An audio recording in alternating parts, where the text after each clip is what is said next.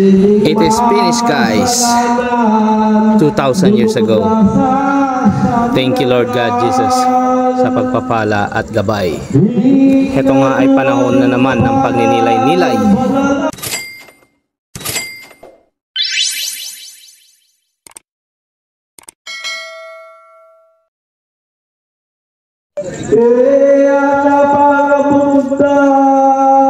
Semana Santa.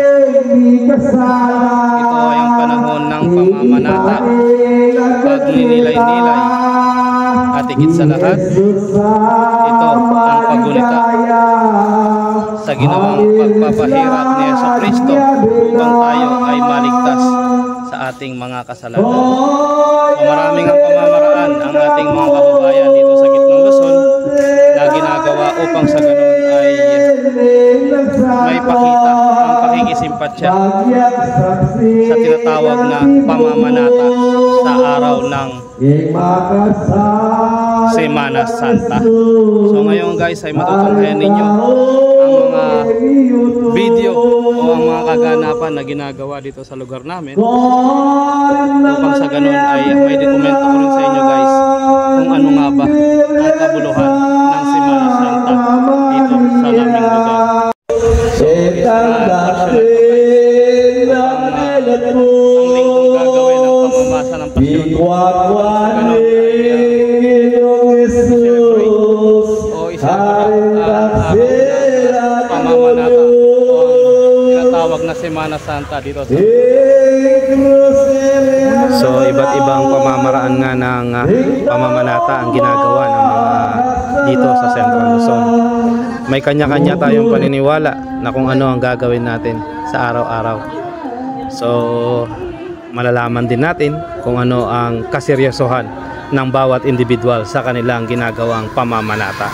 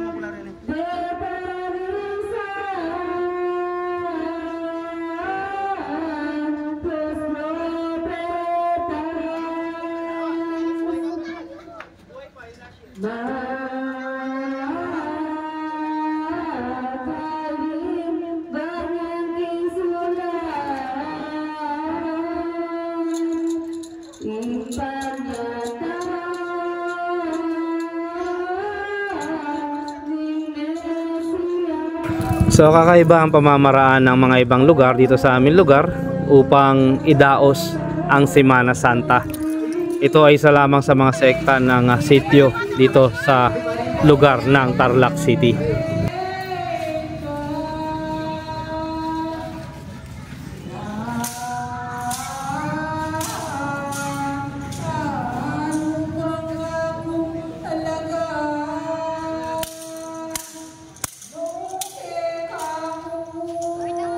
So ang inyong nakikita, guys, ay ang pamamaraan ng tao upang sa ganon ay may pakita ang pakikisimpatya ng bawat individual sa kanilang pamamanata sa panahon ng Semana Santa.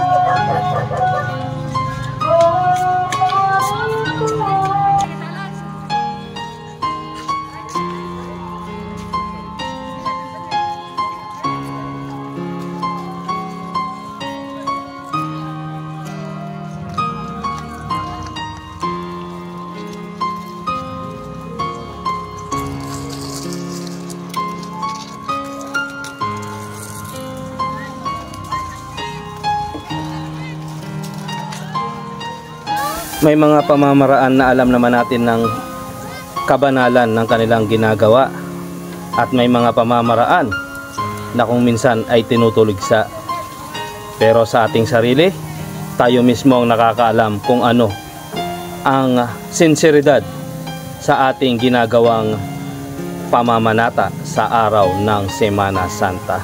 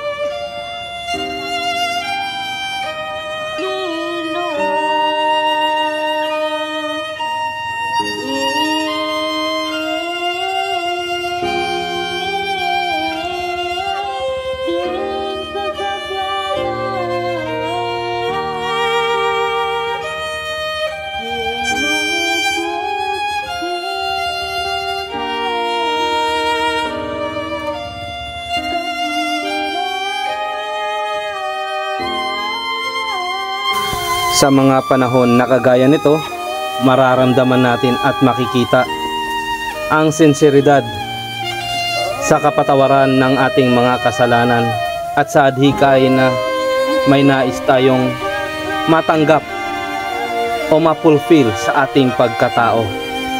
Kanya-kanya tayo ng paniniwala sa mga bagay-bagay, pero hindi matutumbasan ang isang taong taimtim na umaasa at nananalangin sa pagpapala na hatid ng kapatawaran at pakikisalamuha sa mga ginagawa sa araw ng Semana Santa.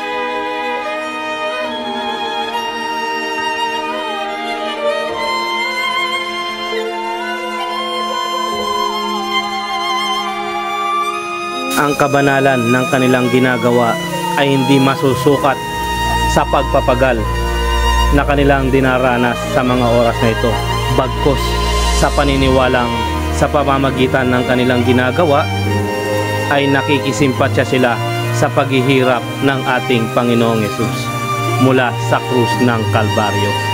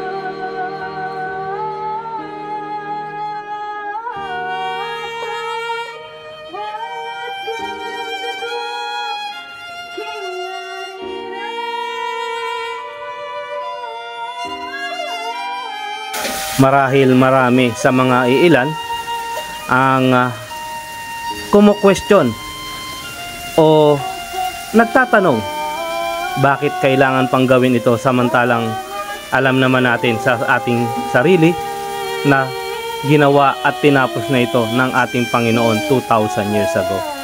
Pero sabi ko nga, wala tayo sa posisyon upang humusga kung ano ang nararamdaman ng mga taong ito habang ginagawa nila ang kanilang pamamanata o ang kanilang debosyon tuwing sasapit ang araw ng Semana Santa. May kanya-kanyang hangarin, may kanya-kanyang layunin. Isa lamang ang nakakaalam, ang ating Panginoon na nasa langit sa lahat ng kanilang mga bulong at inanahing sa buhay.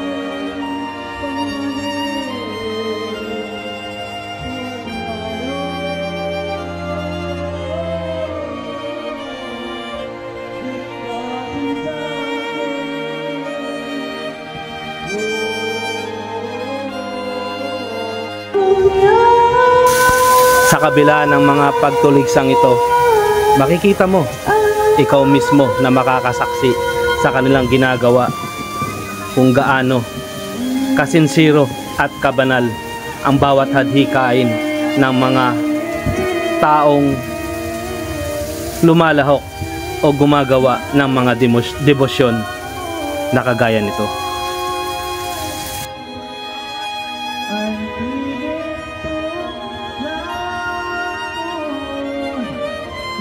Bakit sa akin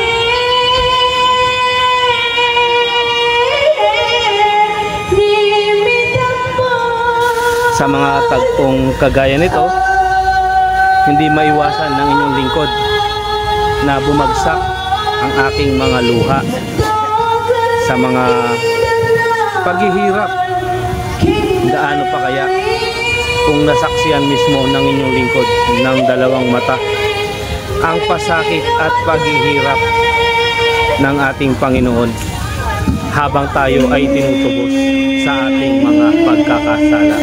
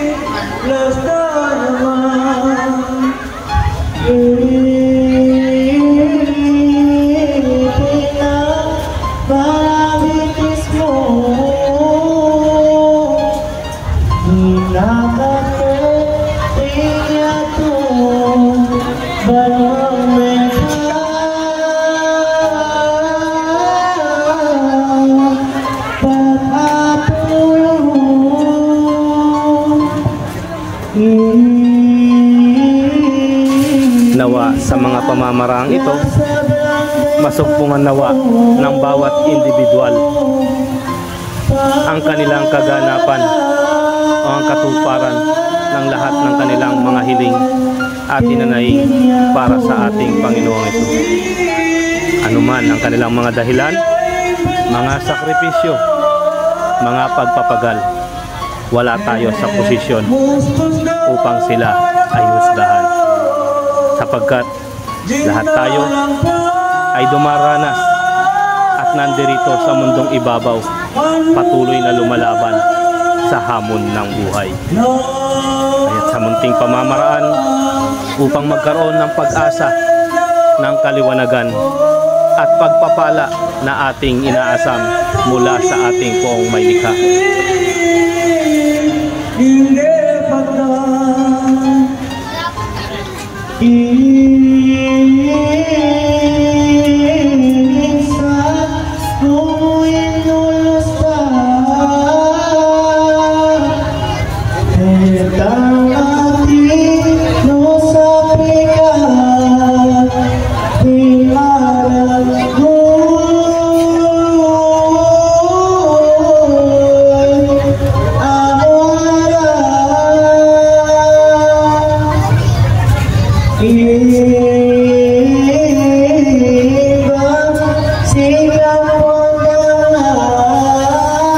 Nawa sa mga darating pang mga panahon at sa darating pang mga pagkakataon ay gunitain ang pagkakataong ito ng may damdamin at may saloobin kung bakit natin ito ginagawa. Dahil hindi man lahat, marami, lalo na sa mga kabataan ngayon, ay ginagawa na lamang itong biro at hindi nila alam kung gaano kabanal at kaseryoso ang ganitong tagpo sa araw ng Semana Santa.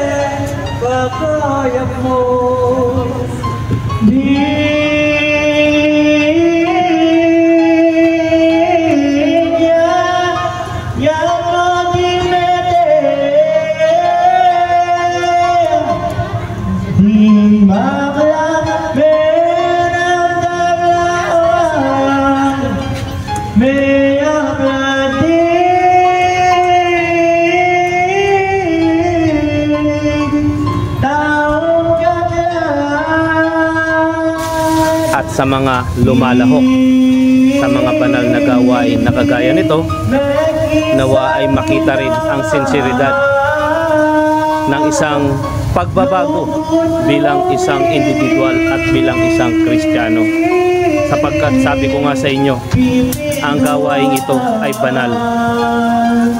Once na ginawa mo ang bagay na ito, gagawin mo ito ng naaayon sa kabanalan at utos ng ating Panginoon.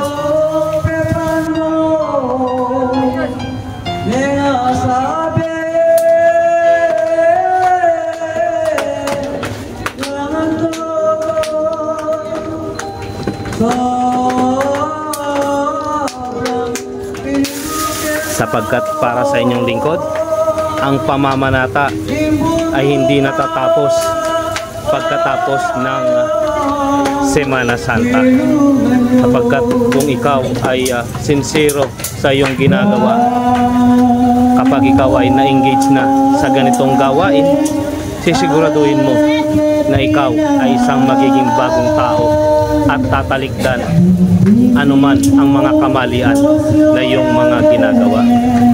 Walang perpekto sa mundong ibabaw.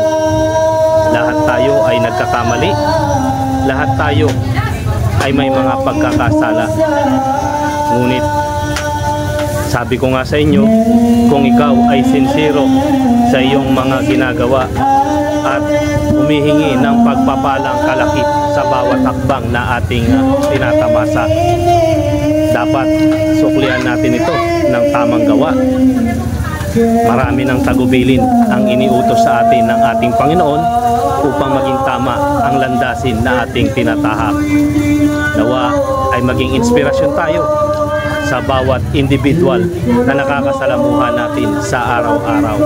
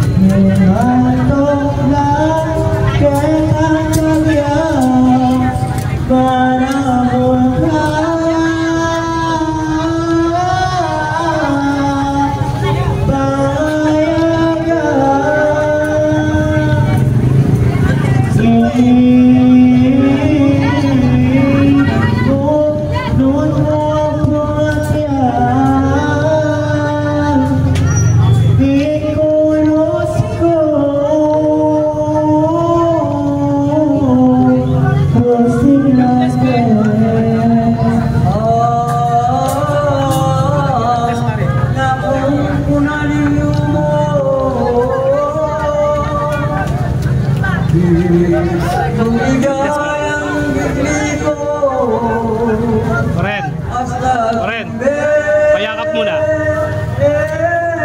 Ready.